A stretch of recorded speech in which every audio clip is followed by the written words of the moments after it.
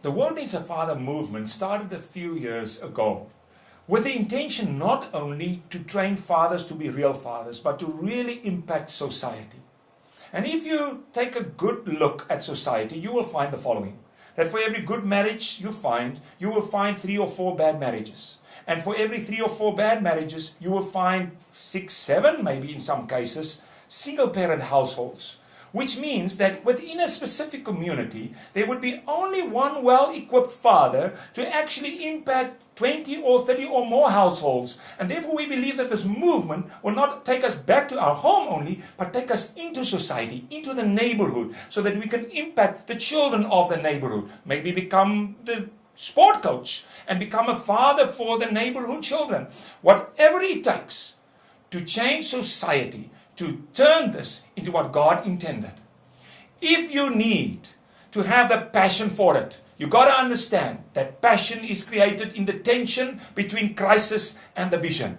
And maybe you should do something that I have done years ago that really impacted my life.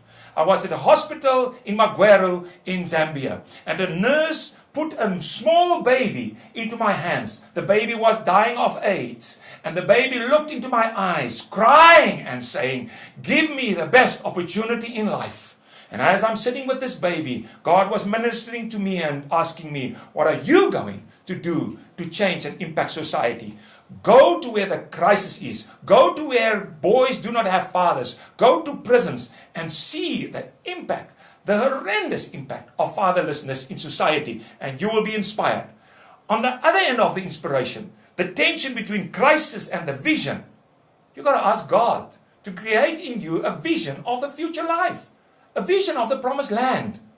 We've got to dream again about a world where there are stable families, father and mother, in close harmony with each other, and where the children really grow up to reach their full potential because of this environment. And God can ask you to be part of this. If you want to be part of this, you've got to come to the training. At least 24 hours of training. Got to do the full training so that you will be well equipped. And then after the training, the best thing to follow through with is when you go back and form a community of practice, where different fathers would get together, maybe mothers would get together, and where you will deliberate and share ideas and wisdom and knowledge, gained knowledge through practice. Practical knowledge, share it with each other so that you can all grow together. I honestly believe we have to do this collectively, and we can learn from each other. And for this, it is very important to understand that the World Needs a Father movement is a movement, not an organization. Organization is where all the control is done by a central head office. We don't want to function like that. We want to distribute responsibility to everywhere in this world, to your own community. So if you get this training, you can take this. And please multiply this by training others. But make this your own responsibility. Just please factor through back to us the new knowledge that you gain, the new practical insights that you got, so that we can always learn from each other. And collectively, with other ministries also working with the issue of fatherlessness, collectively, we will have a move across this world. A fire sweeping this world, changing this world into what God intended this to be.